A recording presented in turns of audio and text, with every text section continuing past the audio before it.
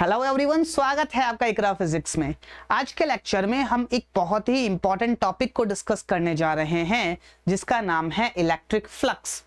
Electric flux basically base बनता है हमारे नेक्स्ट टॉपिक का जिसका नाम है गॉस लॉ। तो बिल्कुल बेसिक से स्टार्ट करेंगे और एडवांस लेवल तक लेके जाएंगे टॉपिक को। ओके, तो बिना किसी देरी के स्टार्ट करते हैं हमारा खूबसूरत सा लेक्चर। और इलेक्ट्रिक फ्लक्स पढ़ने से पहले एक छोटा सा टॉपिक आपके लिए पढ़ना जरूरी है जिसका नाम है area vector. Sir area vector, अभी तक तो हमने जब जब एरिया का डिस्कशन किया है तब हमने एरिया को स्केलर क्वांटिटी की तरह ट्रीट किया है। ये एरिया वेक्टर तो हम पहली बार सुन रहे हैं। तो बेटा अभी तक मतलब क्लास 11th में जहां पे भी आपका एरिया वेक्टर का डिस्कशन हुआ है, वहां पे बेसिकली जहां पे भी एरिया का डिस्कशन हुआ है वहां पे आपको एरिया का सिर्फ और सिर्फ मैग्नीट्यूड से मतलब था। एरिया के सिर्फ और सिर्फ मैग्नीट्यूड से मतलब था, उसके डायरेक्शन से कोई मतलब नहीं था। सिर्फ और सिर्फ मैग्नीट्यूड हम लेते थे, उससे काम चल जाता था, है ना। तो अभी तक इसकी जरूरत नहीं पड़ी, लेकिन इलेक्ट्रोस्टैटिक्स के अंदर आके आपको इसकी जरूरत पड़ी। तो एक इंपॉर्टेंट बात जो आपके जहन में बैठ जानी चाहिए वो ये कि एरिया एक वेक्टर क्वांटिटी है। इसका हल्का सा डिस्कशन क्लास 11th के पहले चैप्टर के अंदर हमने डिस्कस किया था जिसका नाम है बेसिक मैथमेटिक्स। बेसिक मैथमेटिक्स के अंदर जब हमने वेक्टर्स पढ़े थे तब एक छोटा सा कॉन्सेप्ट हमने पढ़ा था कि एरिया ऑफ पैरेललोग्राम, के एरिया ऑफ पैरेललोग्राम हम किस तरीके से निकालते हैं। फॉर एग्जाम्पल मेरे पास कोई एक पैरेललोग्राम है इस तरीके से, लेट्स से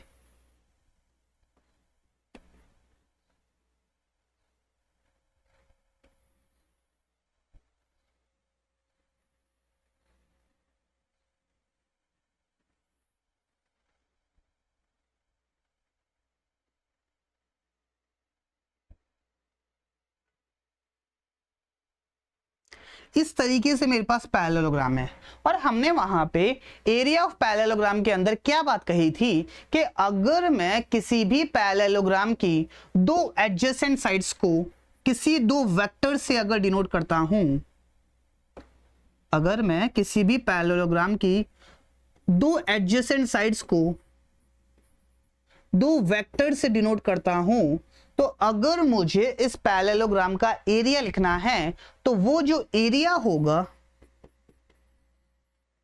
वो होगा magnitude of A cross B. Yes और नो।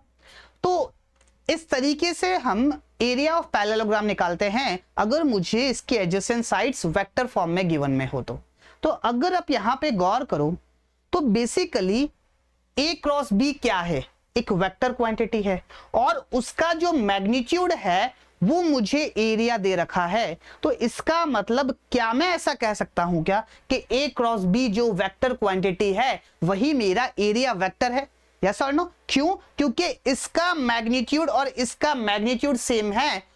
क्यों? क्योंकि ए क्रॉस बी का मैग्नीट्यूड ही तो हम एरिया निकलते थे। तो क्या मैं ऐसा कह सकता हूं कि ए क्रॉस बी करने पे जो वेक्टर निकल के आया वो वेक्टर ही हमारे पास एरिया वेक्टर है। यस और नो। तो यहां से भी इस बात का आप अंदाजा लगा सकते हो कि एरिया एक वेक्टर क्वांटिटी है। क्यों? क्योंकि इसका मैग्नीट्यूड और एरिया का मैग्नीट्यूड सेम है और बेसिकली इसका मैग्नीट्यूड निकालने पे ही तो हमने ये बात कही कि वही एरिया का मैग्नीट्यूड होगा। तो एरिया हमारे पास एक वेक्टर क्वांटिटी है। इस बात का अंदाजा आप यहां से भी लगा सकते थे। I hope this thing is clear to you. तो सिंपल सा फंडा, एरिया एक वेक्टर क्वांटिटी है। मान ली भैया आपकी बात, हमने एरिया एक वेक्टर क्वांटिटी है। फॉर एग्जांपल अगर मैं कोई कोऑर्डिनेट एक्सिस लूं, let's say this is my X axis, this is Y and let's say एक जेड एक्सिस है जो बाहर की तरफ है, एक्स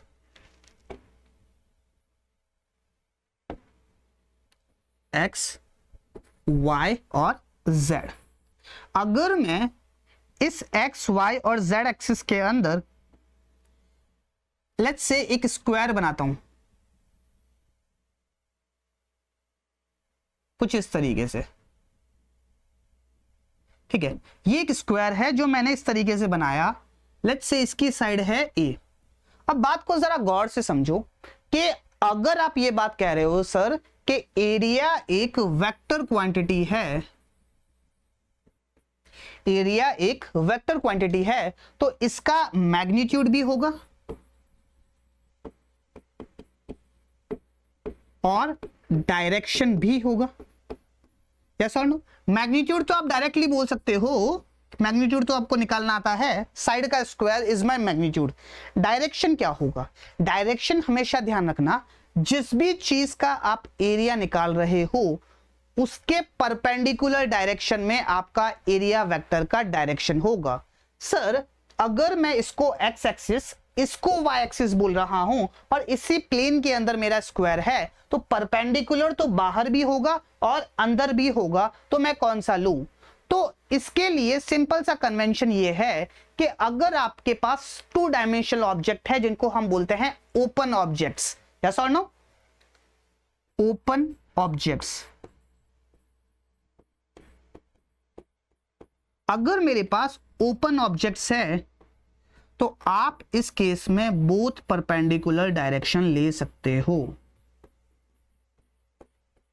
बोथ परपेंडिकुलर डायरेक्शन, आप चाहो तो बाहर की तरफ भी एरिया वेक्टर ले सकते हो, आप चाहो तो अंदर की तरफ भी एरिया वेक्टर ले सकते हो, अपनी सहूलियत के हिसाब से आप एरिया वेक्टर ले सकते हो। लेकिन ये किस केस में?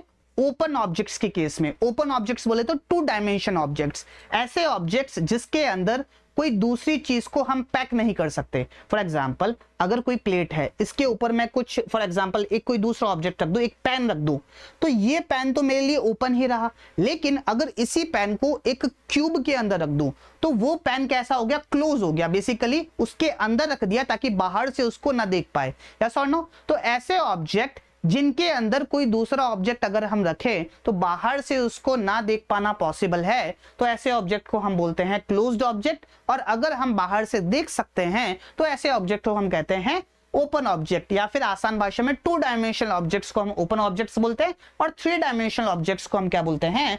क्लोज्ड ऑब्जेक्ट्स बोलते हैं। I hope this thing is clear to you. Okay, चलिए, तो ओपन ऑब्जेक्ट्स के लिए बोथ परपेंडिकुलर डायरेक्शन, बट अगर मेरे पास क्लोज्ड ऑब्जेक्ट है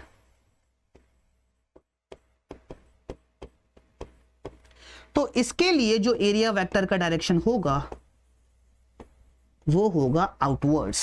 हमेशा आउटवर्ड डायरेक्शन हम लेके चलेंगे। फॉर एग्जाम्पल, आगे जाके एग्जाम्पल भी आएगा। फॉर एग्जाम्पल कोई क्यूब है, इस तरीके से मेरे पास कोई क्यूब है, तो अगर आप ये सरफेस लेके चल रहे हो तो इसका एरिया वेक्टर इस डायरेक्शन में, अगर इस तरफ वाली सरफेस लेके चल रहे हो तो इसका एरिया वेक्टर इस डायरेक्शन में, बाहर वाली सरफेस के लिए बाहर की तरफ, तो हमेशा आउटवर्ड डायरेक्शन में, है ना? तो हमेशा आउटवर्ड डायरेक्शन में क्लोज्ड ऑब्जेक्ट्स का एरिया वेक्टर हम डिफाइन करेंगे। और मैग्नीट्यूड तो हमको निकालना आता है, ये बचपन से निकालते हुए हम आए हैं। ठीक है भैया, तो इस केस में क्या हो जाएगा? मैं बाहर वाले को ले रहा हूं, बाहर की तरफ मेरे पास एरिया वेक्टर है, तो बाहर की तरफ कौन सा डायरेक्शन है? Z direction. तो ए स्क्वायर के कैप मेरे पास एरिया वेक्टर आ जाएगा।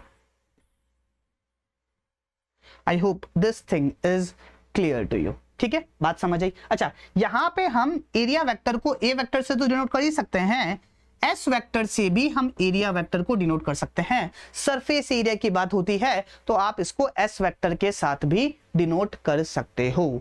I hope this thing is clear to you. तो मोटी मोटी बात, एरिया एक वेक्टर क्वांटिटी है, डायरेक्शन हमेशा परपेंडिकुलर टू द सरफेस होगा। अगर ओपन सरफेस है तो परपेंडिकुलर के 2 डायरेक्शन होते हैं, एक आगे की तरफ, एक पीछे की तरफ, दोनों डायरेक्शंस आप ले सकते हो। और अगर मेरे पास क्लोज सरफेस है तो आउटवर्ड डायरेक्शन में हमारे पास एरिया वेक्टर का डायरेक्शन होगा। I hope this thing is clear to you. Okay, चलिए, अब एक और इंपॉर्टेंट बात। फॉर एग्जाम्पल अगर मेरे पास कोई एक क्लोज्ड सरफेस है ना, इस तरीके से मेरे पास क्लोज सरफेस है। अब फ्लैट सरफेस जब होती है, फॉर एग्जांपल ये कोई एरिया है, अगर मेरे पास फ्लैट सरफेस है तो आपको दिख रहा है कि आप छोटे छोटे एलिमेंट जहां पे भी मानोगे सबका डायरेक्शन सेम होगा, तो ओवरऑल जो फ्लैट सरफेस होगी उसका डायरेक्शन भी हमारे पास सेम होगा। लेकिन जब भी आपके पास कर्व्ड सरफेस आएगी, जब भी आपके पास कर्व्ड सरफेस आएगी कुछ इस तरीके से, फॉर एग्जांपल ये एक स्फीयर है ना, तो जब आप छोटा सा एलिमेंट मानोगे ds, यस और नो। तो यहां पे अगर छोटा सा एलिमेंट मानोगे तो ds। अगर आपको टोटल एरिया वेक्टर निकालना है तो क्या करना पड़ेगा, ऐसे छोटे छोटे एलिमेंट्स को आपको ऐड करना पड़ेगा। और किस तरीके से ऐड करना पड़ेगा, वेक्टोरियली ऐड करना पड़ेगा, यस और नो। तो वेक्टोरियली ऐड करना पड़ेगा, तो इंटीग्रेशन ऑफ ds वेक्टर, इस तरीके से आप टोटल एरिया वेक्टर निकाल सकते हो। I hope these all things are clear to you. तो मोटी मोटी बात जो हमको यहां पे बतानी थी वो ये थी कि जब भी कर्व्ड सरफेस आएगी तो आप एलिमेंट मान के चीजों को सॉल्व करोगे। ठीक है भैया, तो एरिया वेक्टर क्लियर हुआ होगा। ठीक है, तो चलिए सबसे पहले जो जो पढ़ा, जो जो समझा, उसको एक बार देख लेते हैं। सबसे पहली बात हमने क्या पढ़ी, direction of area vector is always perpendicular to the surface. अगर मेरे पास 3D सरफेसेस है तो 3D सरफेसेस क्लोज सरफेसेस कहलाती है, और area vector for a close surface is always perpendicular outwards. I hope this thing is clear to you. ठीक है, for example अगर मेरे पास क्यूब है तो क्यूब की मल्टीपल सरफेसेस है। एक फ्लैट सरफेस है तो इसका एरिया वेक्टर का डायरेक्शन ये वाली जो फ्लैट सरफेस है इसका एरिया वेक्टर का डायरेक्शन ये जो बाहर की तरफ आ रही है इसका एरिया वेक्टर का डायरेक्शन ये जो इस तरफ सरफेस है इसका एरिया वेक्टर का डायरेक्शन ये, अंदर की तरफ जो जा रही है उसका एरिया वेक्टर का डायरेक्शन ये, और डाउनवर्ड डायरेक्शन में जो आ रही है उस सरफेस का एरिया वेक्टर का डायरेक्शन हम इस तरीके से लेंगे। I hope this thing is clear to you. Okay, तो एरिया वेक्टर के बारे में आपको सारी कहानी क्लियर हुई होगी। अब आगे बढ़ते हैं और नेक्स्ट देखते हैं इलेक्ट्रिक फ्लक्स।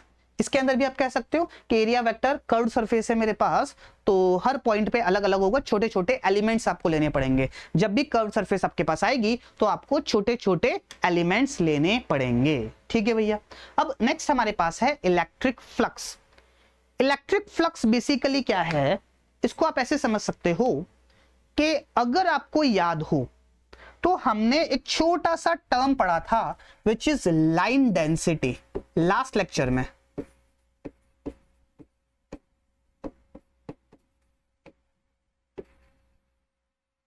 क्या टर्म पढ़ी थी, line density.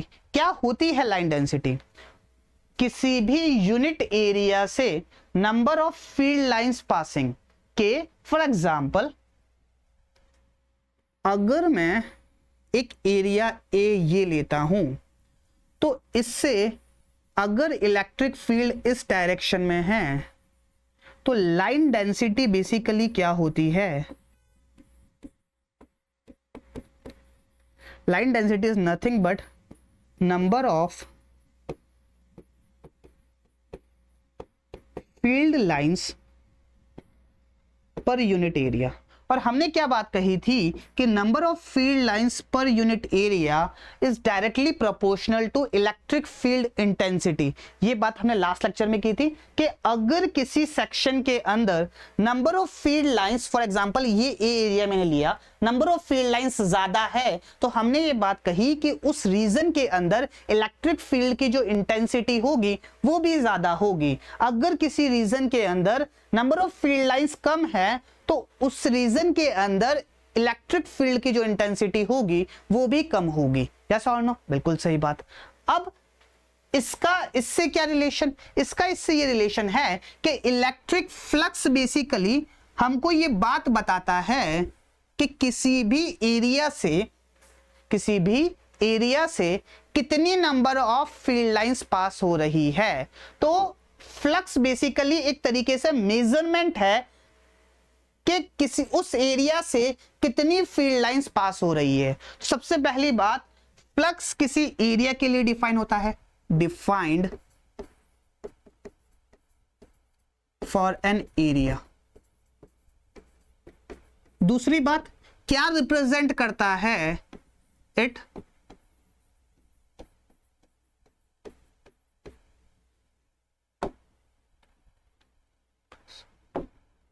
represents number of field lines crossing an area. I hope this thing is clear to you. अब बात को जरा गौर से समझो। अगर मैं ये बात कह रहा हूं कि लेट्स से मेरे पास कोई एरिया है, कैसे, ऐसे, लेट्स से इस तरीके से मेरे पास कोई एरिया है ना। अब ये तो फ्लैट सरफेस हुई। अब ऐसा जरूरी थोड़ी है कि हमेशा मेरे पास फ्लैट सरफेस ही हो, तो हम क्या कर रहे हैं, एक जनरल कैटेगरी लेके चल रहे हैं कि हमेशा हम एलिमेंट मानते हुए चलेंगे। तो मैंने क्या किया, एक छोटा सा एलिमेंट माना ds vector which is my area vector, area vector. और क्या बात बोली है कि इलेक्ट्रिक फील्ड लाइंस जो है वो कुछ इस तरीके से है, इलेक्ट्रिक फील्ड लाइंस कुछ इस तरीके से है, इस डायरेक्शन में मेरे पास इलेक्ट्रिक फील्ड है। अब बात समझो कि अगर मैं इस एंगल को थीटा बोल रहा हूं, तो ये जो इलेक्ट्रिक फील्ड पास हो रही है इस एरिया से, तो क्या मैं ऐसा बोल सकता हूं क्या कि इस इलेक्ट्रिक फील्ड के मेरे पास दो कंपोनेंट होंगे, E cos थीटा, और एक कंपोनेंट होगा इस डायरेक्शन में which is E sin theta. हमने इलेक्ट्रिक फ्लक्स को किस तरीके से डिफाइन किया गया, किस तरीके से डिफाइन किया, it represents number of field lines crossing an area. किसी भी एरिया को क्रॉस करने वाली नंबर ऑफ फील्ड लाइंस कितनी है। तो अगर आप गौर से देखो, electric field basically, electric field intensity क्या बताती है, इलेक्ट्रिक फील्ड इंटेंसिटी हमको बताती है number of field lines per unit area. तो कहीं ना कहीं हमको ये मापदंड देती है कि कितनी फील्ड लाइंस पास हो रही है क्रॉसिंग एन एरिया। तो बेसिकली अगर मैं इस इलेक्ट्रिक फील्ड इंटेंसिटी के दो टुकड़े करूं, E cos theta, E sin theta, तो क्या आप ये देख के ये बात नहीं बोल सकते क्या कि ये जो E sin थीटा हमारे पास आया, इसके अंदर फ्लक्स की भागीदारी होगी जीरो, इसकी वजह से कोई फ्लक्स नहीं आएगा। अच्छा, फ्लक्स को हम रिप्रेजेंट करते हैं एक छोटे से सिंबल से जिसको हम बोलते हैं फाई। तो इसकी वजह से, इस इलेक्ट्रिक फील्ड इंटेंसिटी की वजह से जो फ्लक्स होगा वो होगा जीरो। क्यों? क्योंकि ये तो ऐसे पास हो गया, इस एरिया को क्रॉस थोड़ी किया है, जो क्रॉस करेगी वही फ्लक्स जनरेट करेगी, यस और नो। तो कितना फ्लक्स पास हो रहा है उसके अंदर इसकी भागीदारी मेरे पास है जीरो। तो किसकी भागीदारी है, इसकी भागीदारी है E cos थीटा की। तो फ्लक्स मेरे पास कितना हो जाएगा। अब जरा गौर से देखो, हमने क्या कहा, it represents number of field lines. अगर मैं यहां पे नंबर ऑफ फील्ड लाइंस निकालना चाहूं तो it will be directly proportional to E into A। तो क्या मैं ऐसा बोल सकता हूं क्या कि नंबर ऑफ फील्ड लाइंस यहां पे इलेक्ट्रिक फील्ड का कौन सा कंपोनेंट है, E cos theta into ds, this would be the flux, yes और नो। क्यों? क्योंकि इसी चीज को हमने यहां से लेके इस तरीके से डिफाइन किया। I hope this thing is clear to you. अब अगर आप चाहो तो क्या आप इसको E into ds into cos theta लिख सकते हो, यस और नो, या फिर E पैरेलल इंटू ds लिख सकते हो, यस और नो, बिल्कुल लिख सकते हो, या फिर E डॉट ds लिख सकते हो। सो ये वो फॉर्मूला है जो आपको याद रखना है, remember. I hope this thing is clear to you. Okay, तो बात समझ आई होगी। अब अगर मेरे पास इसी केस में इफ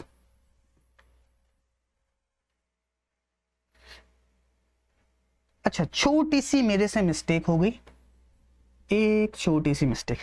क्या बात है कि हमने जो एरिया लिया है वो छोटा सा लिया है, तो उस छोटे से एरिया से पास होने वाला फ्लक्स भी मेरे पास छोटा सा ही होगा, यस और नो। उस छोटे से एरिया से पास होने वाला फ्लक्स भी मेरे पास छोटा सा ही होगा। तो E डॉट ds मेरे पास छोटा सा फ्लक्स है।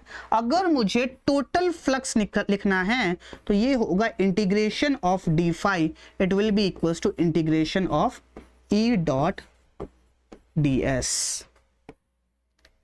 I hope this thing is clear to you. अब ये जो ds है बेसिकली एरिया के रिस्पेक्ट में हम इसको इंटीग्रेट कर रहे हैं, तो इसको रिप्रेजेंट करने का तरीका है इसके ऊपर एक गोल बना दो। इसका मतलब क्या हुआ, surface integral of electric field. अरे कोई नई चीज नहीं है, सिंपल सा फंडा है, जो जैसे नॉर्मल इंटीग्रेशन करते हैं वही करते हैं, बस क्योंकि एरिया के रिस्पेक्ट में हमने इंटीग्रेट किया है तो एक नाम दे दिया इसको कि surface integral of electric field, और रिप्रेजेंट करने का तरीका ऐसा है, नॉर्मल इंटीग्रेशन की तरह भी रिप्रेजेंट करोगे तो भी कोई दिक्कत नहीं है, लेकिन अगर बोर्ड्स में आ जाए तो बोर्ड्स में इस तरीके से आप रिप्रेजेंट कर सकते हो। I hope this thing is clear to you. तो electric flux integration of E dot ds, ds क्या है, छोटा सा एलिमेंट। अगर मेरे पास इफ इलेक्ट्रिक फील्ड मेरे पास यूनिफॉर्म है तो फ्लक्स क्या हो जाएगा, फ्लक्स हो जाएगा electric field integration of ds। Integration of ds basically क्या है, इस छोटे छोटे छोटे छोटे एरिया को इंटीग्रेट, मतलब छोटे छोटा जो एरिया है हमारे पास, इनको क्या करना, ऐड करना। यहां पे अब तो मैग्नीट्यूड आ जाएगा, यस और नो, बिल्कुल सही बात, मतलब उन दोनों के बीच में डॉट आ गया तो E dot ds dot cos theta, yes और नो। तो जब आप ds लिखोगे तो क्या आएगा, उसका मैग्नीट्यूड। तो ऐसे छोटे छोटे एरिया को मैं जब ऐड करूंगा तो क्या टोटल सरफेस एरिया आ जाएगा। तो आप इसको इस तरीके से भी लिख सकते हो कि अगर मेरे पास इलेक्ट्रिक फील्ड यूनिफॉर्म है तो मेरे पास जो फ्लक्स आ जाएगा वो आ जाएगा E dot s। I hope this thing is clear to you, बात समझ आई। तो ओवरऑल फंडा हमारे पास जो निकल के आया वो ये आया कि जनरल स्टेटमेंट मेरे पास है integration of E dot ds flux निकालने के लिए, और अगर मेरे पास इलेक्ट्रिक फील्ड यूनिफॉर्म है तो फ्लक्स मेरे पास क्या हो जाएगा, E dot s। I hope this thing is clear to you. Okay, चलिए अब इससे कुछ बातें लिखते हैं। कैसी क्वांटिटी है फ्लक्स, कैसी क्वांटिटी है, स्केलर है या वेक्टर। दो वेक्टर का डॉट प्रोडक्ट एक स्केलर क्वांटिटी है, स्केलर क्वांटिटी होता है तो फ्लक्स भी हमारे पास स्केलर क्वांटिटी ही होगा। कैसा हो सकता है, पॉजिटिव हो सकता है, नेगेटिव हो सकता है, जीरो भी हो सकता है। So it can be positive, it can be positive, it can be negative, और it can be zero also. Next है कैस, इसकी यूनिट क्या होगी, यूनिट हमारे पास होगी, इलेक्ट्रिक फील्ड की यूनिट होती है force divided by charge which is newton per coulomb, और एरिया की यूनिट होती है मीटर स्क्वायर, तो Newton metre square per coulomb. कोई पूछ ले इसका डायमेंशन क्या होगा, न्यूटन का होता है mlt-2 डिवाइडेड बाय कूलम्ब का होता है I इंटू टी, और मीटर स्क्वायर का होता है L स्क्वायर, तो ये बन जाएगा m1 L cube t-3 a-1, मतलब सॉरी I-1 भी लिख सकते हो, a-1 भी लिख सकते हो। कई किताबों में करंट को I से डिनोट करते हैं और कई किताबों में A से डिनोट करते हैं। आप कुछ भी ले सकते हो, A से भी डिनोट कर सकते हो और I से भी डिनोट कर सकते हो। तो ये हमारे पास किसके डायमेंशंस हो जाएंगे, इलेक्ट्रिक फ्लक्स के। I hope this thing is clear to you. अब एक छोटी सी चीज,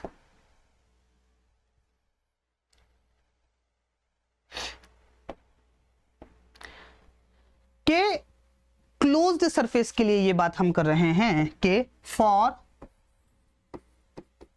क्लोज्ड सरफेस,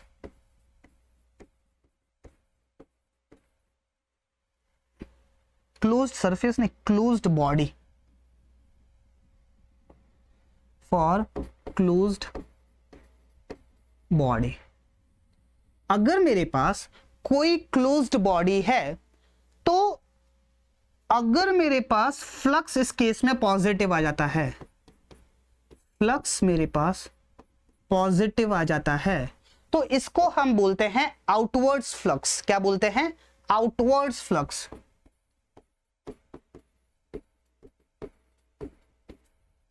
वो फ्लक्स जो बाहर निकल रहा है क्लोज्ड बॉडी से। बेसिकली जब भी मेरे पास कोई क्लोज्ड बॉडी आएगी तो जो भी हमारे पास आसपास का एरिया होगा वो दो सेक्शन में डिवाइड हो जाएगा।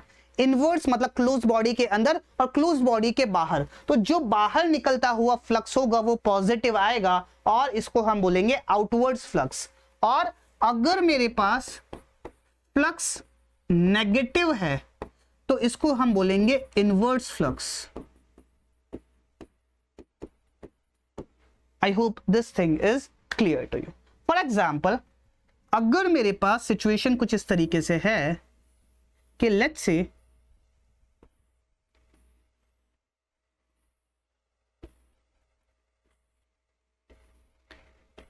मेरे पास एक क्यूब है जिसकी साइड है ए, और मेरे पास क्या सिचुएशन है कि इस डायरेक्शन में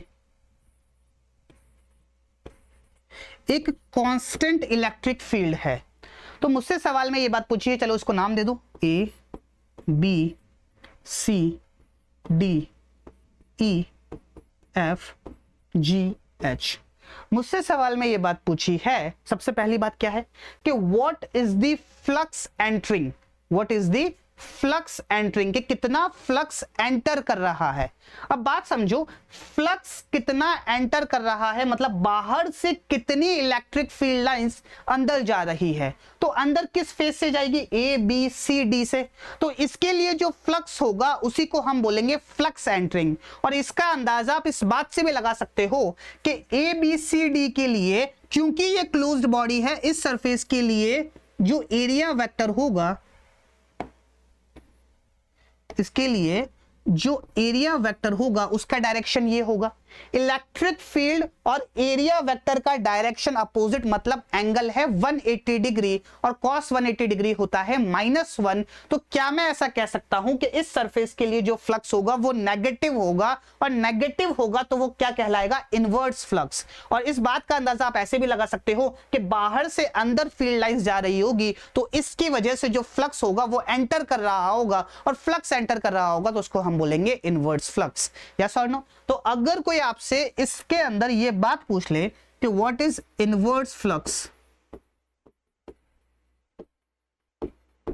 इनवर्स फ्लक्स मेरे पास क्या होगा, ई, ई तो ई है, एरिया साइड ए है तो एरिया हो जाएगा ए स्क्वायर। यस और नो? और cos of angle between them is cos of 180 degree which is -1। Negative आपको ये बात बता रहा है कि वो इनवर्स है, तो जब आपने इनवर्ट लिख दिया तो इनवर्ट फ्लक्स में आपको नेगेटिव लगाने की जरूरत नहीं है। इसी में कोई आपसे ये बात पूछ ले कि व्हाट इज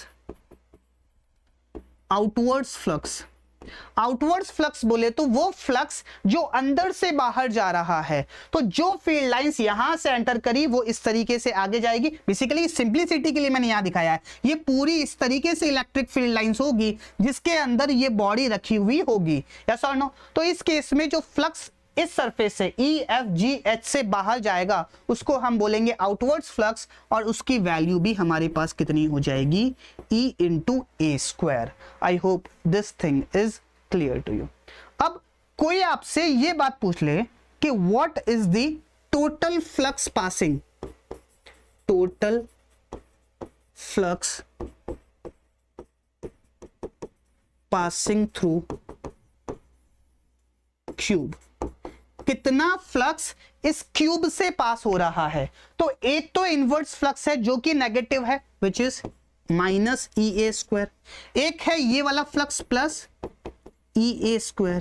तो टोटल फ्लक्स मेरे पास क्या हो जाएगा, 0। I hope this thing is clear to you. आपके मन में आ रहा हो कि सर आपने तो सिर्फ दो सरफेस ही देखी, एक ऊपर वाली सरफेस भी तो है। बेटा ऊपर वाली सरफेस है तो इसके लिए एरिया वेक्टर होगा ऊपर की तरफ। यस और नो? और इलेक्ट्रिक फील्ड का डायरेक्शन ये है, एंगल होगा 90 डिग्री, तो मेरे पास फ्लक्स आ जाएगा 0। इसको आप इस बात से भी समझ सकते हो कि मेरे पास एरिया वेक्टर ऐसे और इलेक्ट्रिक फील्ड ऐसे, तो इलेक्ट्रिक फील्ड लाइंस भी ऐसे, तो ऐसी कोई भी लाइन नहीं होगी जो इस एरिया को क्रॉस कर सके, और कोई भी लाइन नहीं है तो फ्लक्स क्या हो जाएगा, 0। सिमिलरली नीचे वाली सरफेस के लिए भी, इस वाली सरफेस के लिए भी एरिया वेक्टर ऐसे, इलेक्ट्रिक फील्ड ऐसे, एंगल हो जाएगा 90 डिग्री, तो अगेन इलेक्ट्रिक फ्लक्स 0, और इस वाली सरफेस के लिए भी मेरे पास इलेक्ट्रिक फ्लक्स हो जाएगा 0। तो ओवरऑल मेरे पास जो इलेक्ट्रिक फ्लक्स है, क्योंकि ये वेक्टर क्वांटिटी है, एक नेगेटिव होगा एक पॉजिटिव होगा, तो ओवरऑल मेरे पास जो इलेक्ट्रिक फ्लक्स हो जाएगा वो हो जाएगा 0। I hope this thing is clear to you? Okay, चलिए और कोई दिक्कत और कोई परेशानी? आई होप सारी बातें आपको समझ में आ गई होगी। ठीक है भैया, ओके चलिए अब सवालों का सिलसिला स्टार्ट करते हैं। मोटी मोटी जो बातें थी इलेक्ट्रिक फ्लक्स के रिगार्डिंग वो यही थी। अब सवालों का सिलसिला स्टार्ट करते हैं। सबसे पहला सवाल देखते हैं। सबसे पहला सवाल हमारे पास क्या है? क्या बोला है? The electric field in a region is given by 3/5 I cap plus 4/5 J cap E not, और E नॉट की वैल्यू हमको गिवन में है। Find the flux of this field through a rectangular surface of area parallel to the YZ plane. चलिए बनाते हैं, सबसे पहले प्लेन्स बनाते हैं, मतलब एक्सिस बनाते हैं। This is my X axis, Y axis and here is Z axis, या फिर इसको X बोल देते हैं। ये X, ये Y और ये Z एक्सिस। मुझे सवाल में क्या बात बोली है कि जो इलेक्ट्रिक फील्ड है वो X और Y एक्सिस के बीच में है, मतलब इस तरीके से मेरे पास इलेक्ट्रिक फील्ड है।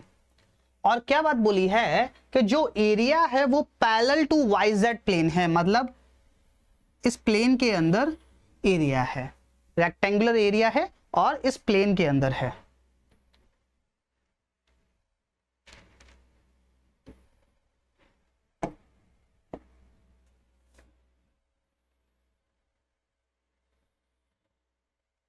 इस तरीके से। अब सबसे पहले इलेक्ट्रिक फील्ड लिखते हैं। इलेक्ट्रिक फील्ड मेरे पास कितनी है? इलेक्ट्रिक फील्ड मेरे पास है 3/5 I cap plus 4/5 J cap into E not, और E नॉट की वैल्यू है 2 × 10⁻3। ये मेरे पास electric field I which is newton per coulomb. अब बात समझो, find the flux of this field through a rectangular surface of area 0.2 metre square. इसका एरिया है 0.2 मीटर स्क्वायर, और इसका जो एरिया वेक्टर का डायरेक्शन होगा वो कैसे होगा? इसके परपेंडिकुलर। परपेंडिकुलर बोले तो कहां पे? आगे की तरफ। आगे की तरफ कौन सी एक्सिस है? X axis. तो अगर मुझे एरिया वेक्टर लिखना है तो ये कितना हो जाएगा? 0.2 I cap. This is my area vector. अब अगर मुझे फ्लक्स निकालना है तो फ्लक्स कैसे होगा? Flux will B E dot S. Constant electric field है तो यूनिफॉर्म इलेक्ट्रिक फील्ड है तो हम E डॉट एस से काम चला सकते हैं। बिल्कुल सही बात है।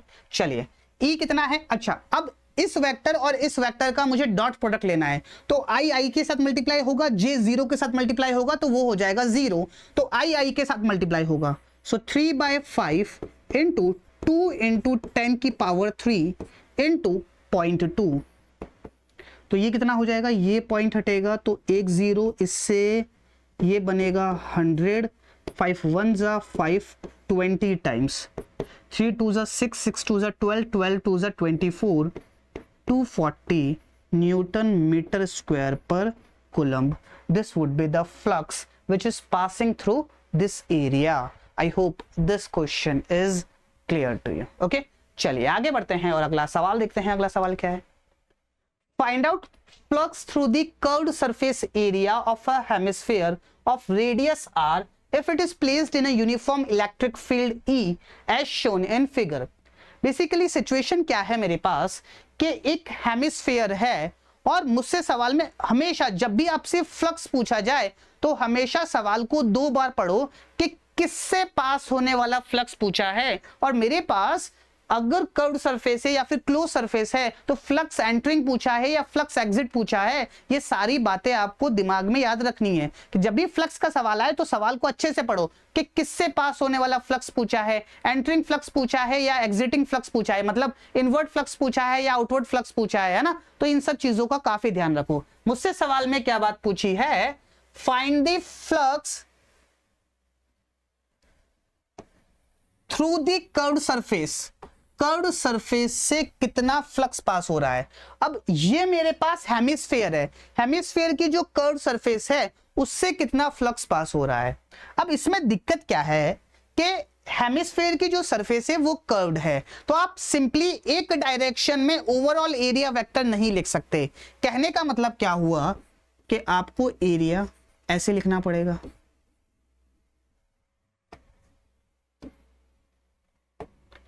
ds वेक्टर, यहां पे एरिया ऐसे लिखना पड़ेगा, यहां पे एरिया ऐसे लिखना पड़ेगा, यस और नो। और हर एरिया के साथ जो इलेक्ट्रिक फील्ड का एंगल है वो अलग अलग है, यस और नो। तो सिचुएशन इसको सॉल्व करना हमारे लिए, हम तो नहीं कर सकते सॉल्व, और हो सकता है किसी ना किसी तरीके से सॉल्व कर भी ले, लेकिन अगर ये हेमिस्फेरिक, ये जो कर्व सरफेस है इसकी जगह कोई रैंडम सरफेस होती तब हम क्या करते, तब भी हमारे पास सेम सिचुएशन होती, यस और नो, तब तो हम बिल्कुल भी सॉल्व नहीं कर सकते थे। तो इसका हमारे पास एक जुगाड़ है, और वो जो जुगाड़ है वो है हमारी जो इलेक्ट्रिक फ्लक्स की डेफिनेशन है उसके अंदर। क्या कहती है इलेक्ट्रिक फ्लक्स की डेफिनेशन? ये हमको ये बात कहती है कि number of field lines passing through an area, that's how we define electric flux. अब बात समझो कि जो फील्ड लाइंस इस कर्व्ड सरफेस से पास हो रही होगी वही फील्ड लाइंस इस सर्कल से भी पास हो रही होगी। अरे कहने का मतलब क्या हुआ कि अगर मेरे पास सिचुएशन कुछ इस तरीके से है कि इस तरीके से मेरे पास हेमिस्फीयर है और इलेक्ट्रिक फील्ड इस डायरेक्शन में है, तो जितनी भी फील्ड लाइंस इस कर्व्ड सरफेस से पास हो रही होगी वो सारी फील्ड लाइंस इस सर्कल से बाहर निकल रही होगी, यस और नो। तो भले ही आप साइन को चेंज कर सकते हो, कहने का मतलब सर्कल से पास होने वाले फ्लक्स को आप पॉजिटिव बोल सकते हो, आउटवर्ड फ्लक्स बोल सकते हो, और जो कर्व्ड सरफेस से इससे अंदर जाने वाले फ्लक्स को इनवर्ड फ्लक्स बोल सकते हो, नेगेटिव फ्लक्स बोल सकते हो, लेकिन दोनों का मैग्नीट्यूड तो सेम होगा। और मुझसे सवाल में सिर्फ और सिर्फ मैग्नीट्यूड ही पूछा है, क्यों? क्योंकि इसने ये बात बोल दी flux through the curved surface. अब वो पॉजिटिव नेगेटिव नहीं पूछना चाह रहा आपसे, वो सिर्फ इतना बात पूछ रहा है कि इससे कितना फ्लक्स पास हो रहा है। I hope the question is clear to you. तो हमने क्या जुगाड़ लगाया कि जितनी फील्ड लाइंस इससे पास हो रही है उतनी ही फील्ड लाइंस ये जो सर्कल है इससे पास हो रही होगी, उतनी ही फील्ड लाइंस इस सर्कल से पास हो रही होगी। तो इसके लिए तो निकालना मुश्किल है, लेकिन ये जो सर्कल है इससे निकालना हमारे लिए आसान है, यस और नो। और इससे निकालना कैसे आसान है? इसका एरिया इस डायरेक्शन में, और कितना है एरिया? Pi are square. तो अगर मुझे फ्लक्स निकालना है तो इलेक्ट्रिक फील्ड भी इसी डायरेक्शन में, इलेक्ट्रिक फील्ड का मैग्नीट्यूड कितना है? E इंटू एस, और एंगल कितना हो जाएगा? 0। तो cos 0 मेरे पास हो जाएगा, सॉरी एंगल कितना हो जाएगा? 0, cos 0 मेरे पास हो जाएगा 1। तो इलेक्ट्रिक फ्लक्स मेरे पास कितना हो जाएगा? E into pi are square. So this would be the flux which is coming out of this circular cross section। लेकिन जितना फ्लक्स अंदर आ रहा होगा, जितनी फील्ड लाइंस अंदर आ रही होगी उतनी ही फील्ड लाइंस मेरे पास बाहर जा रही होगी। क्यों? क्योंकि इलेक्ट्रिक फील्ड तो मेरे पास कांस्टेंट है, ये साइड के साथ बेसिकली डिस्टेंस के साथ चेंज तो हो नहीं रही, और अगर इलेक्ट्रिक फील्ड चेंज नहीं हो रही तो क्या मैं ऐसा बोल सकता हूं क्या जितनी फील्ड अंदर जा रही होगी उतनी ही फील्ड मेरे पास बाहर आ रही होगी? और अगर ऐसा है तो फ्लक्स जितना अंदर जा रहा होगा उतना ही फ्लक्स बाहर आ रहा होगा। तो हमारे लिए बाहर वाले के लिए निकालना आसान था, तो हमने वो वाला काम कर लिया। तो हमारे पास जो फ्लक्स की वैल्यू आएगी वो आएगी E into pi are square. I hope this thing is clear to you. अब इससे आपका वो वाला सवाल भी हो गया। कौन सा वाला सवाल? कि अगर ये कर्व सरफेस स्फेरिकल ना हो, कि कोई भी रैंडम सरफेस होती, क्या तब भी हमारे पास जो फ्लक्स इससे एंटर कर रहा है वो E into pi are square ही होगा? क्यों? क्योंकि अगर मेरे पास इलेक्ट्रिक फील्ड इंटेंसिटी यूनिफॉर्म है तो जितनी फील्ड लाइंस अंदर जा रही होगी उतनी ही फील्ड लाइंस बाहर आ रही होगी। तो बाहर वाली हमने निकाल ली, तो ये वाली भी हमारे पास आ जाएगी। I hope this question is clear to you. अब इसी के अंदर ही कुछ और वैरायटीज आती है, उनको समझने की कोशिश करते हैं कि किस तरीके से हमारे पास और सवाल बनते हैं। चलिए ये वाला सवाल देखिए, ये बिल्कुल एग्जैक्टली वैसा ही है, इसकी वैरायटी है, बस थोड़ा सा सवाल को पहले ऐसे थी अब उसको घुमा दिया, इसको ऐसे कर दिया।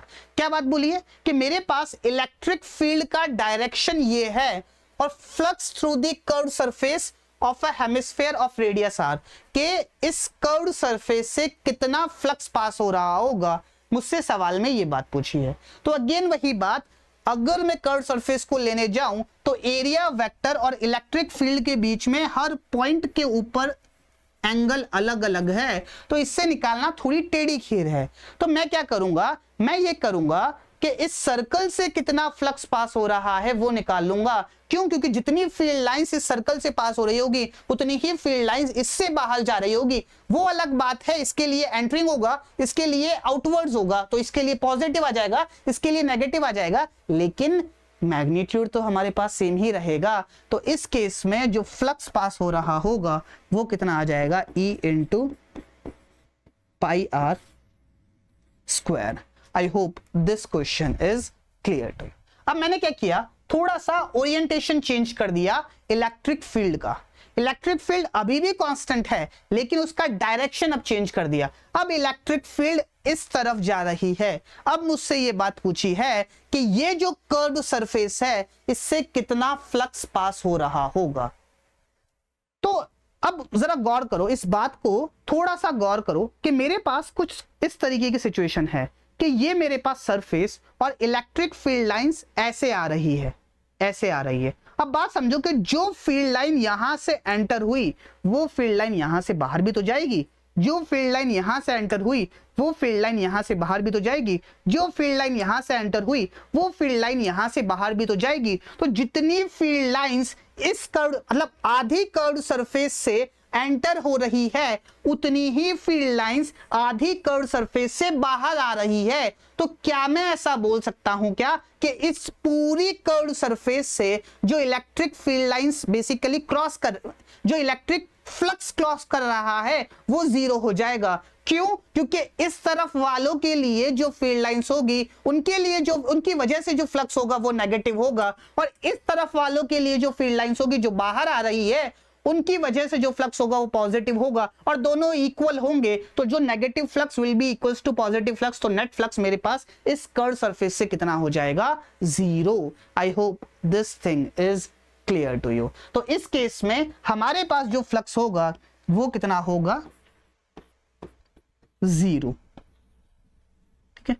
अब इसी के अंदर अगर कोई आपसे ये बात बोल देता कि भैया पूरी सरफेस नहीं है, सिर्फ आधी सरफेस है, ऐसे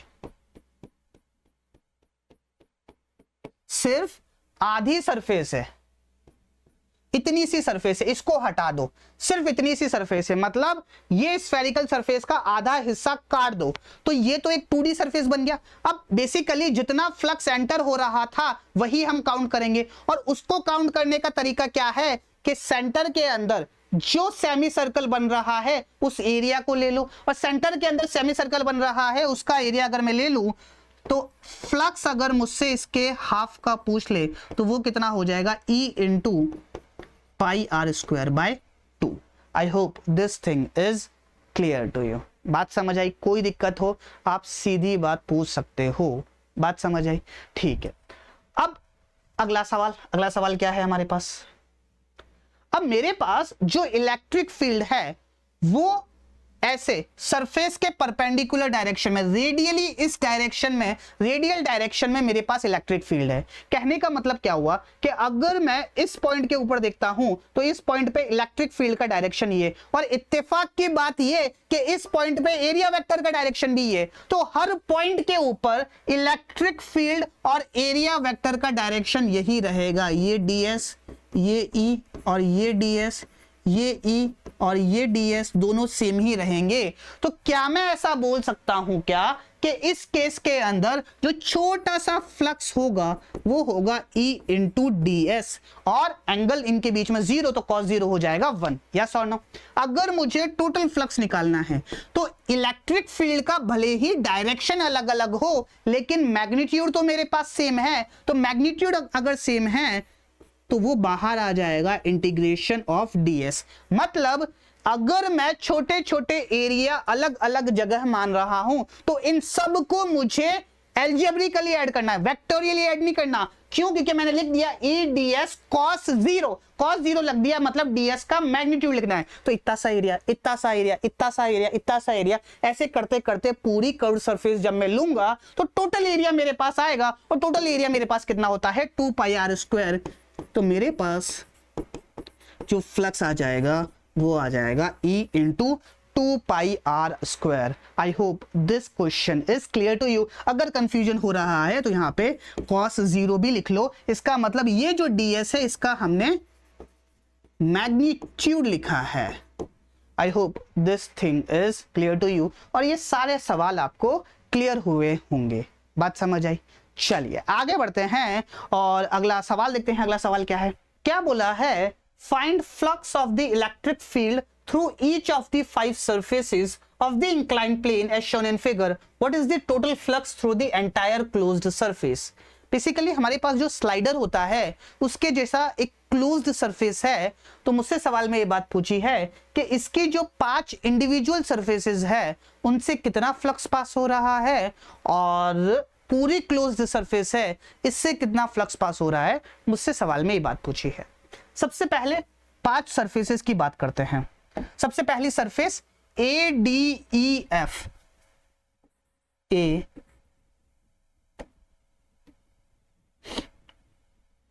ADEF। बेसिकली सिचुएशन कुछ इस तरीके से है कि मेरे पास ऐसे एक स्लाइडर रखा हुआ है और यहां पे एक सरफेस है इस तरीके से ADEF, इस तरीके से मेरे पास सरफेस है। तो मुझसे सवाल में ये बात पूछी है कि अगर इलेक्ट्रिक फील्ड का डायरेक्शन ये है तो इस सरफेस से पास होने वाला फ्लक्स कितना होगा। अब बात को जरा गौर से समझो। अगर मैं इस सरफेस को बनाऊं, इसको मैं सामने से देखूं तो सामने से कैसा लगेगा, कुछ इस तरीके से लगेगा, एक ट्रायंगल शेप लगेगा, यस और नो।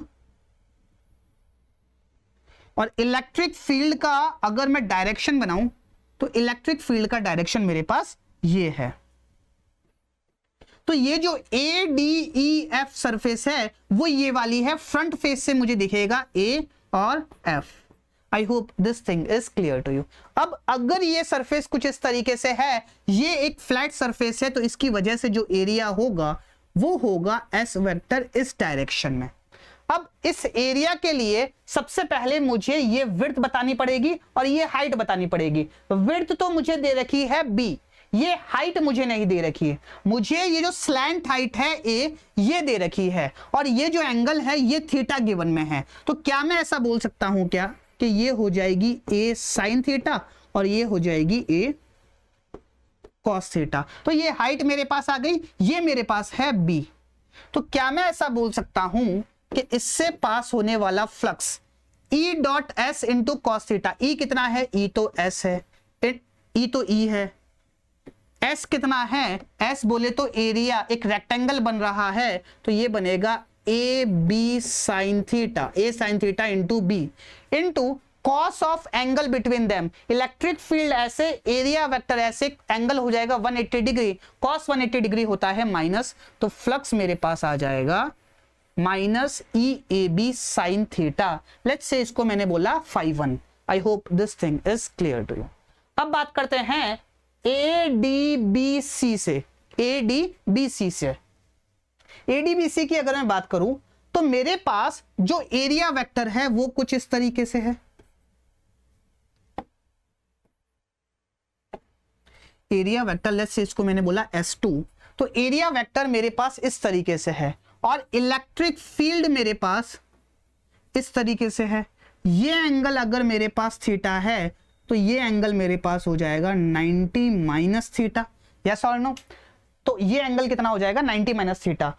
क्यों 90 माइनस थीटा, ये थीटा तो ये थीटा, ये थीटा तो ये 90 माइनस थीटा। तो अगर मैं बात करूं कौन सा फेस है, ADBC, इसकी वजह से जो फ्लक्स होगा वो होगा φ2 और ये कितना होगा, इलेक्ट्रिक फील्ड तो E, S2 एरिया कितना होगा, A into B into cos of angle between electric field and area vector. तो कॉस 90 माइनस थीटा, तो ये कितना हो जाएगा EAB साइन थीटा, इसको मैंने बोला φ2। नेक्स्ट हमारे पास है AFB के लिए जब आप देखने जाओगे तो इसका जो एरिया वेक्टर होगा वो बाहर की तरफ होगा और इलेक्ट्रिक फील्ड इस डायरेक्शन में होगी। तो इसकी वजह से जो फ्लक्स होगा वो होगा जीरो। क्यों? क्योंकि एंगल होगा 90 डिग्री, cos 90 होता है जीरो। इसको आप इस बात से भी समझ सकते हो कि एरिया मेरे पास ऐसे है और इलेक्ट्रिक फील्ड भी इसी डायरेक्शन में है, तो इस एरिया से तो कोई भी इलेक्ट्रिक फील्ड लाइन पास नहीं होगी, तो फ्लक्स मेरे पास आ जाएगा जीरो। सिमिलरली DEC जो पीछे की तरफ ट्रायंगल बन रहा है उसके लिए भी सेम सिचुएशन होगी। जो एरिया वेक्टर होगा वो बाहर की तरफ, इलेक्ट्रिक फील्ड इस तरफ, तो इलेक्ट्रिक फ्लक्स मेरे पास हो जाएगा जीरो, एंगल 90 डिग्री इस वजह से। सिमिलरली EFBC ये जो रेक्टेंगल बन रहा है इसके लिए भी हमारे पास फ्लक्स हो जाएगा जीरो। क्यों? क्योंकि एरिया वेक्टर नीचे, इलेक्ट्रिक फील्ड इधर, एंगल हो जाएगा 90 डिग्री, अगेन मेरे पास फ्लक्स हो जाएगा जीरो। या फिर ऐसे भी समझ सकते हो कि सरफेस ऐसे है और इलेक्ट्रिक फील्ड ऐसे है, तो कोई भी फील्ड लाइंस इस सरफेस से पास नहीं होगी, सरफेस को क्रॉस नहीं करेगी, तो मेरे पास फ्लक्स हो जाएगा जीरो। तो कौन कौन सी सरफेस है? AFB, दूसरी है DEC,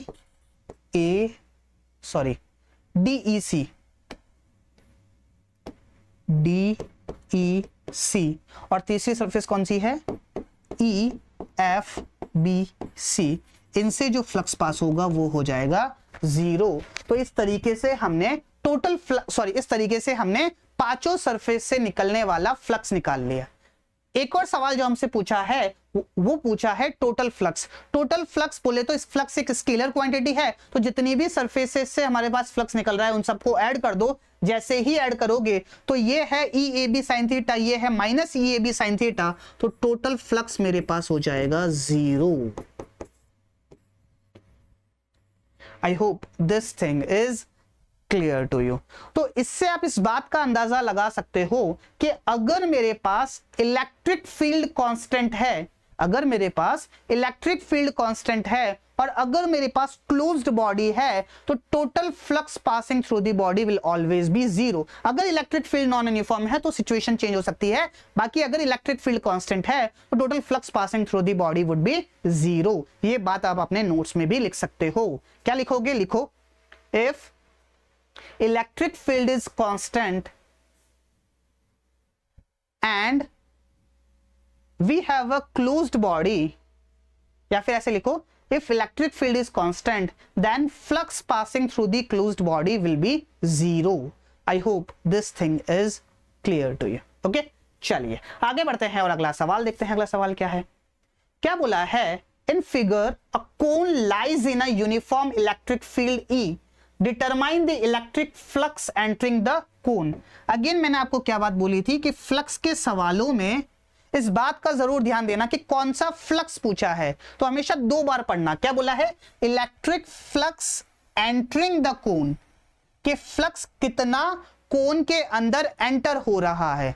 अब अगर आप गौर से देखो तो हमारे पास लेट्स से ये कोई कोन है, ये हमारे पास कोन है और इस तरफ से हमारे पास एक कांस्टेंट इलेक्ट्रिक फील्ड है, तो फ्लक्स कहां से एंटर होगा? ये जो इस तरफ वाली कर्व्ड सरफेस है यहां से फ्लक्स एंटर होगा, यस और नो? लेकिन इसके अंदर दिक्कत क्या है? दिक्कत ये है कि हर पॉइंट पे जो आप एरिया लोगे वो अलग अलग डायरेक्शन में आएगा। मतलब ये तो कर्व सरफेस है, इस पे ऐसे, इस पे ऐसे, इस पे ऐसे, इस तरीके से अलग अलग आएगा। अबे इसमें तो कैसे दिखाऊं, है ना? तो इस तरीके से हर पॉइंट पे इलेक्ट्रिक फील्ड और जो छोटा सा एरिया वेक्टर हमने माना, एरिया वेक्टर नहीं, छोटा सा एरिया का जो एलिमेंट हमने माना, उन दोनों के बीच में जो एंगल आएगा वो हर पॉइंट पे अलग अलग है, तो चीजों को सोचना थोड़ा मुश्किल है। लेकिन आप इसको इस तरीके से सोच सकते हो कि अगर आप ये बात सोच रहे हो कि यहां से इलेक्ट्रिक फील्ड लाइन ऐसे इस तरीके से आ रही है, तो जो फील्ड लाइन इस कर्व्ड सरफेस से एंटर कर रही होगी वो फील्ड लाइंस जो सेंटर के अंदर एक ट्रायंगल बन रहा है, इसको चिपका दो, इसको चिपका दो, तो सेंटर के अंदर क्या बनेगा? एक ट्रायंगल बनेगा। तो जो फील्ड लाइंस इस सरफेस से एंटर हो रही है वो फील्ड लाइंस सेंटर के अंदर जो ट्रायंगल बन रहा है उससे पास होगी, यस और नो? तो भले ही मेरे पास इस कर्व्ड सरफेस से फ्लक्स निकालना थोड़ा टेढ़े खीर है, लेकिन इस ट्रायंगल से तो फ्लक्स मैं आसानी से निकाल सकता हूं। तो आसानी से अगर मैं निकाल सकता हूं तो इस ट्रायंगल का एरिया कितना होगा? एरिया मेरे पास हो जाएगा, यही ट्रायंगल बनेगा, half 2r into H, 1/2 into 2r into H. और क्योंकि मेरे पास इस तरीके से फील्ड लाइंस आ रही है और ये जो सरफेस है ये फ्लैट सरफेस है, तो आप कोई सा भी एक डायरेक्शन मान सकते हो, तो एंगल कितना हो जाएगा इन दोनों के बीच में, 0 डिग्री। तो फ्लक्स मेरे पास कितना हो जाएगा, E into S, E into R into H. क्यों? क्योंकि ये कितना हो जाएगा, R H. This would be the flux entering the cone. I hope this thing is clear to you.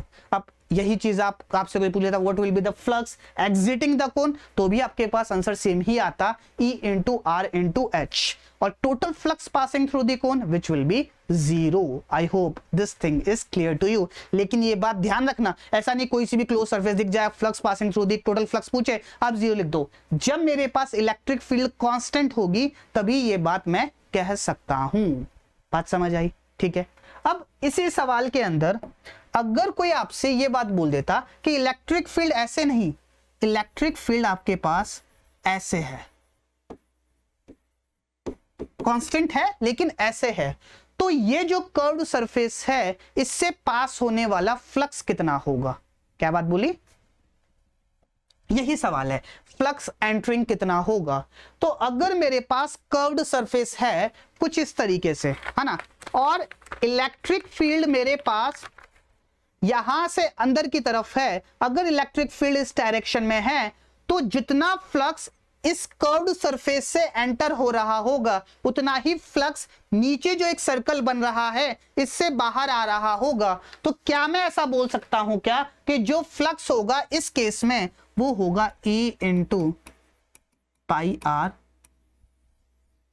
Square. I hope this question is clear to you. Okay, चलिए आगे बढ़ते हैं और अगला सवाल देखते हैं। अगला सवाल क्या है? क्या बोला है? Find the electric flux entering. और मुझे और भी बातें दे रखी है। क्या बातें दे रखी है कि मेरे पास एक सिलेंडर है जिसकी रेडियस है r और जिसकी हाइट है h, और इलेक्ट्रिक फील्ड मेरे पास इस डायरेक्शन में है, यूनिफॉर्म इलेक्ट्रिक फील्ड है। और मुझसे सवाल में ये बात पूछी है कि कितना फ्लक्स एंटर कर रहा होगा। अब अगेन वही बात कि मेरे पास कुछ इस तरीके की सिचुएशन है कि इस तरीके की बॉडी है और यहां से इस डायरेक्शन में इलेक्ट्रिक फील्ड है, तो एरिया वेक्टर और इलेक्ट्रिक फील्ड के बीच में हर पॉइंट के ऊपर डायरेक्शन अलग अलग होगा। तो इसको तो सोचना हमारे लिए टेढ़ी खीर है। लेकिन अगर आप गौर करो तो जितना फ्लक्स एंटर कर रहा होगा वो सारा फ्लक्स सेंटर के अंदर एक रेक्टेंगल बन रहा होगा उससे पास हो रहा होगा। अगर समझ में नहीं आया तो उसको चिपका दो, जैसे ही चिपकाओगे जो शेप बनेगा उससे पास होगा। जैसे हमने कोन के अंदर चिपकाया था, जैसे ऐसा कोन था इसको चिपका दिया, सेंटर के अंदर क्या बना? एक ट्रायंगल बना। तो हमेशा इस तरीके से आप सोच सकते हो। तो इसके अंदर हमारे पास क्या सिचुएशन होगी कि सेंटर के अंदर एक रेक्टेंगल बन रहा होगा,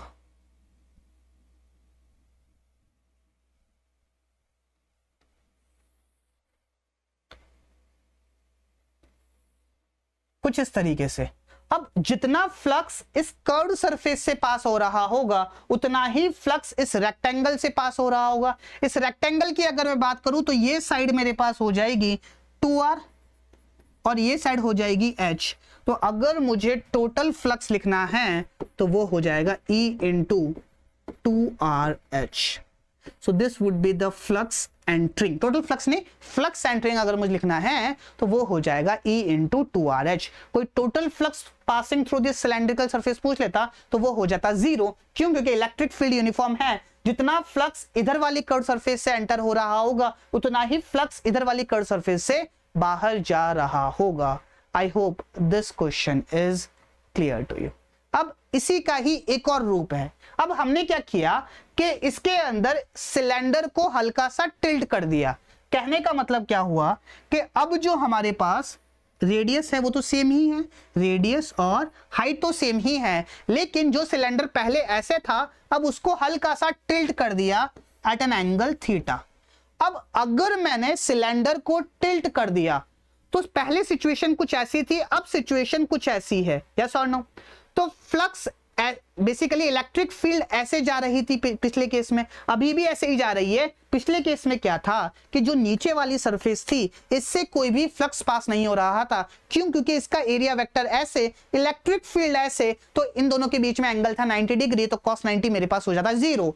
लेकिन अब अगर आप गौर से देखो तो अगर मैंने इसको हल्का सा टिल्ट कर दिया और इलेक्ट्रिक फील्ड ऐसे है तो कोई ना कोई फील्ड लाइन इससे भी पास हो रही होगी। तो अगर मुझसे सवाल में ये बात पूछा है कि कितना फ्लक्स एंटर कर रहा है, तो इस कर्व्ड सरफेस के थ्रू तो मैं देखूंगा ही देखूंगा, प्लस नीचे वाला जो सर्कुलर क्रॉस सेक्शन है इसके थ्रू भी मुझे फ्लक्स देखना पड़ेगा। सर ऊपर वाला नहीं देखोगेगा बेटा, अगर इसको मैंने ऐसे टिल्ट कर दिया और इलेक्ट्रिक फील्ड ऐसे है तो इससे तो फ्लक्स बाहर निकलेगा, एंटर नहीं हो रहा होगा। मुझसे सवाल में पूछा है कितना फ्लक्स एंटर कर रहा है, तो एंटरिंग के लिए तो सिर्फ और सिर्फ एक सर्कल को देखूंगा, ना कि इस सर्कल को। I hope this thing is clear to you.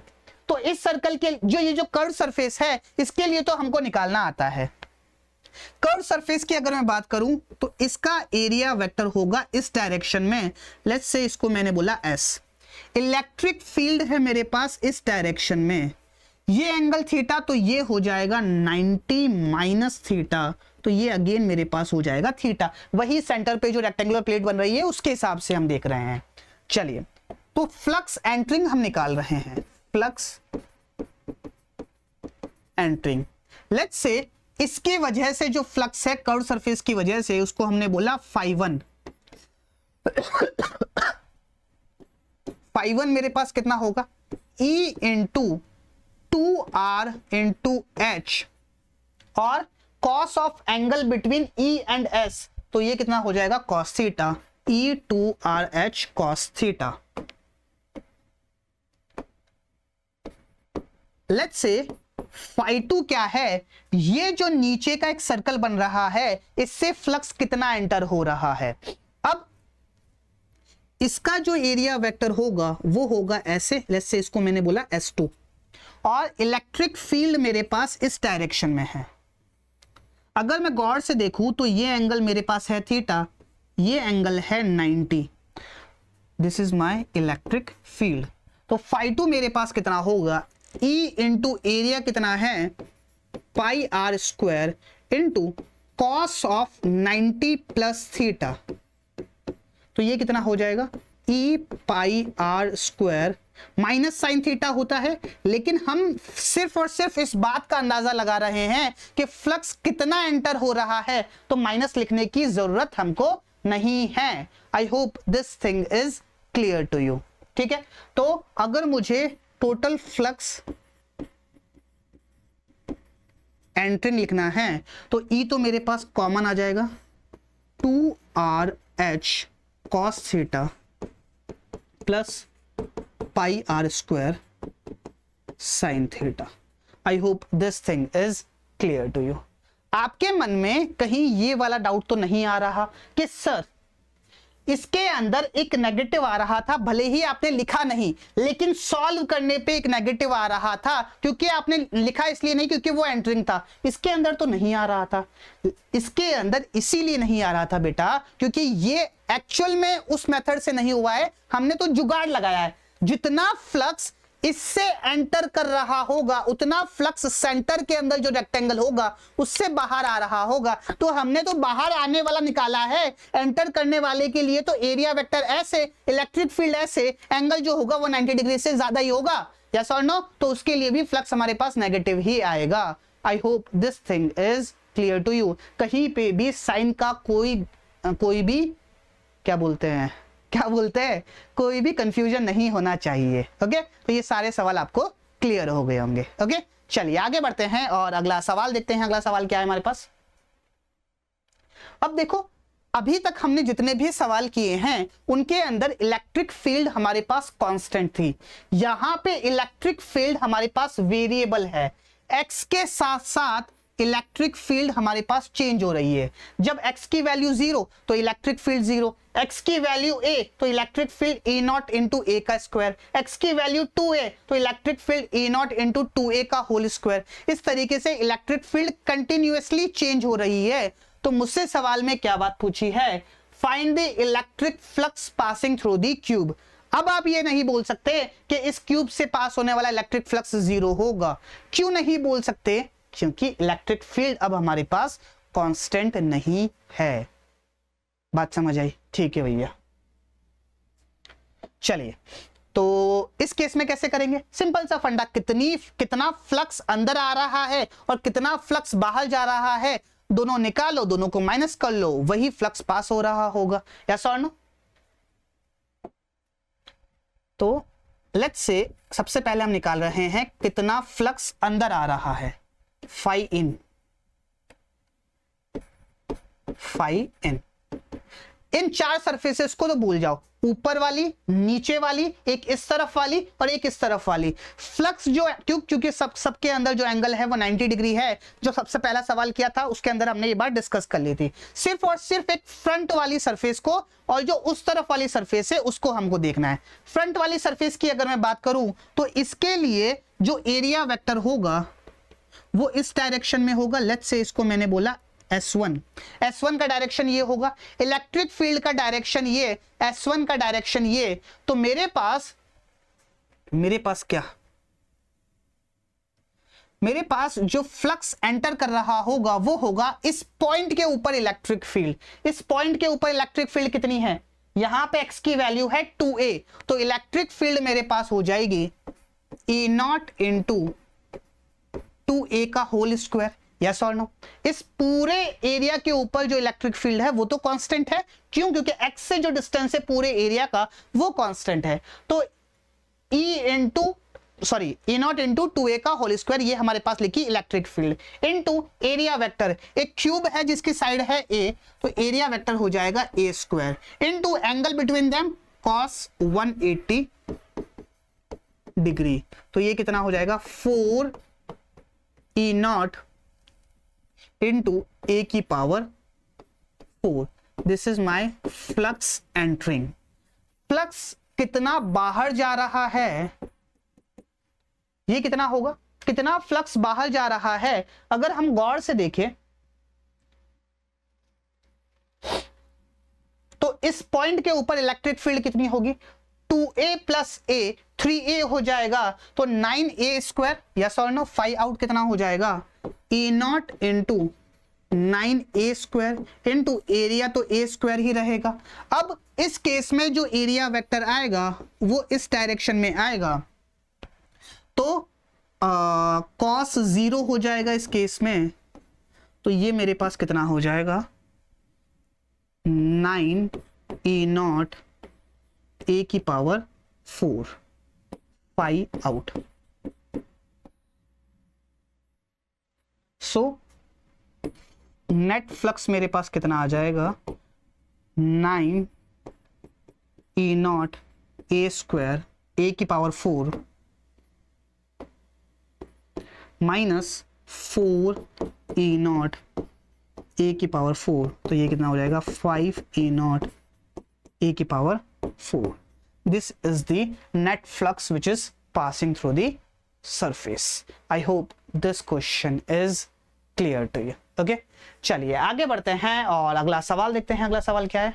क्या बोला है? The cube as shown in figure has side of length 10 centimetre, the electric field is uniform, has a magnitude E 4 into 10 to the power 3 Newton per coulomb and is parallel to the XY plane at an angle of 37 degree measured from the x-axis towards the y-axis. ठीक है? What is the electric field through each of the 6 cubes S1, S2, S3, S4, S5 and S6? सवाल को इत्मीनान से समझेंगे कि मेरे पास एक क्यूब है, ठीक है, और क्यूब को बाद में देखेंगे, पहले इलेक्ट्रिक फील्ड देखते हैं। इलेक्ट्रिक फील्ड मैग्नीट्यूड मेरे पास कांस्टेंट है, लेकिन डायरेक्शन क्या है? XY प्लेन के अंदर at an angle of 37 degree measured from the x axis. मतलब इलेक्ट्रिक फील्ड मेरे पास जो है वो कुछ इस तरीके से है, ठीक है। अब बात को जरा गौर से समझो, ये सिर्फ और सिर्फ XY प्लेन के अंदर नहीं है, ये ऐसे पैरेलल है। कहने का मतलब कि ऐसे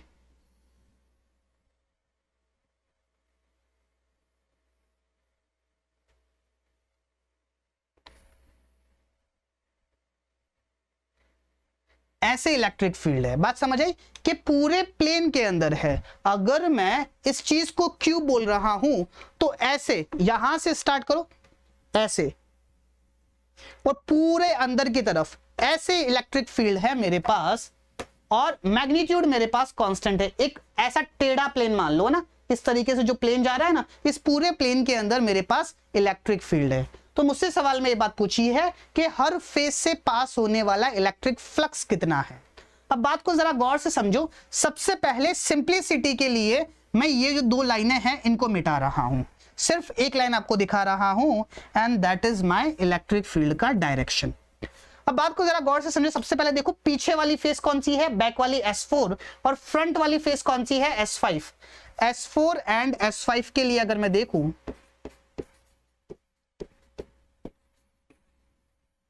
S4 और S5 को देखो, इलेक्ट्रिक फील्ड ऐसे और सरफेस भी इसी प्लेन के अंदर। तो सरफेस का जो एरिया वेक्टर होगा, मतलब इसके लिए तो पीछे की तरफ होगा, एंगल कितना होगा 90 डिग्री, तो मेरे पास जो फ्लक्स आ जाएगा वो आ जाएगा 0। ऐसे भी सोच सकते हो कि इलेक्ट्रिक फील्ड ऐसे और सरफेस भी इसी प्लेन में, तो कोई भी इलेक्ट्रिक फील्ड लाइन इस सरफेस को क्रॉस नहीं करेगी, तो इलेक्ट्रिक फ्लक्स मेरे पास हो जाएगा 0। Same for the S5। तो S4 और S5 के लिए जो फ्लक्स मेरे पास आएगा वो आएगा 0।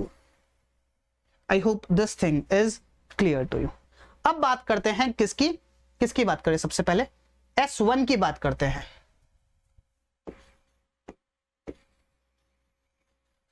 S1 की अगर मैं बात करूं तो S1 सरफेस मेरे पास ऐसे है। फ्रंट एंगल अगर मैं देखूं उसका, तो फ्रंट में वो मुझे कुछ इस तरीके से दिखाई देगी, ठीक है, और इसका एरिया वेक्टर कुछ इस तरीके से है।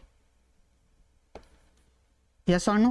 कौन सी सरफेस है, 1 है, तो इसको मैंने S1 ही बोल दिया। इसका एरिया वेक्टर कुछ इस तरीके से, और जो इलेक्ट्रिक फील्ड है, इलेक्ट्रिक फील्ड का डायरेक्शन कुछ इस तरीके से है।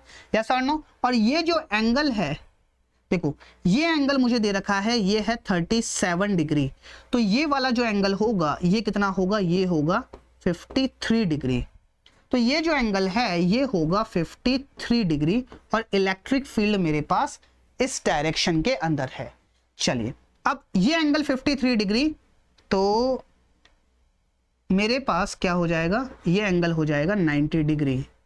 तो अगर मुझे फ्लक्स लिखना है तो इसको मैं बोल रहा हूं φ1। तो इलेक्ट्रिक फील्ड का मैग्नीट्यूड तो कांस्टेंट है 4 × 10⁻³ इंटू S1 कितना है, एरिया, साइड कितनी है L, तो L स्क्वायर। साइड मुझे दे रखी है, क्या दे रखी है, तो इसका स्क्वायर करूंगा तो 100 सेंटीमीटर स्क्वायर। तो 4 × 100 centimetre square divided by 10⁴ metre square में कन्वर्ट किया, into cos of angle between them which is cos 90 + 53। cos 90 + 53 होता है sin 53, और sin 53 होता है 4/5, सॉरी माइनस sin 53, और माइनस sin 53 होता है 4/5। सबसे पहली बात एक माइनस आएगा, ये 10⁻³ से ये 4 और ये गया, ये बचा 40 इंटू sin 53।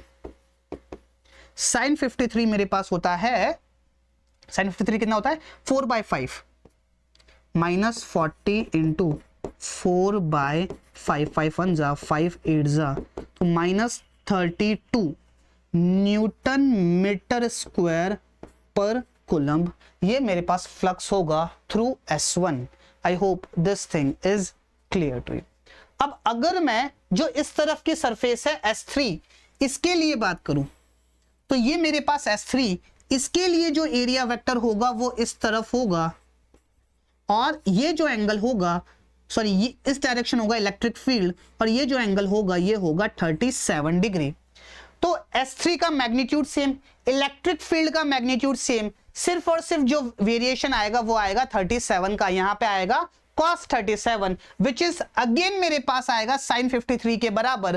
तो sin 53 के बराबर तो 4/5। तो क्या मैं ऐसा बोल सकता हूं क्या कि मैग्नीट्यूड सेम रहेगा, बस सिर्फ और सिर्फ जो डायरेक्शन होगा वो चेंज हो जाएगा, और डायरेक्शन चेंज हो जाएगा मतलब नेगेटिव का पॉजिटिव हो जाएगा। तो फ्लक्स थ्रू थर्ड सरफेस मतलब φ3 जो मेरे पास है वो मेरे पास अगेन कितना आ जाएगा, अभी निकाला था 32 newton metre square per coulomb. ठीक है भैया, अब बात करते हैं टॉप सरफेस की। टॉप सरफेस की अगर मैं बात करूं तो ये मेरे पास सरफेस ऊपर है, मेरे पास कितना S2, और इस डायरेक्शन में मेरे पास है इलेक्ट्रिक फील्ड, और ये जो एंगल बन रहा है ये कितना है 53 डिग्री। ठीक है, तो मैं क्या बात बोल सकता हूं कि φ2 मेरे पास कितना आ जाएगा, E 4 into 10 to the power 3 into area, area है 100 divided by 10 to the power 4 into cos of angle between E and S2 which is 53, cos 53, cos 53, तो 10 टू द पावर 3 से ये गया और ये कितना बच गया 40 into cos 53 which is 3 by 5, 5 1 जा 5 8 जा 8 3 जा 24 Newton metre square per coulomb. अब कौन सी सरफेस बच गई, डाउनवर्ड वाली सरफेस बच गई, तो इसके लिए जो एरिया वेक्टर होगा वो डाउनवर्ड डायरेक्शन में, और इस तरफ मेरे पास ये जो एंगल है ये है 37 डिग्री, ये एंगल मेरे पास कितना हो जाएगा 53 डिग्री। तो अगेन मैं ये बात बोल सकता हूं कि इन दोनों के बीच में एंगल कितना होगा, ये 90 डिग्री, ये कौन सा है S4 और ये E।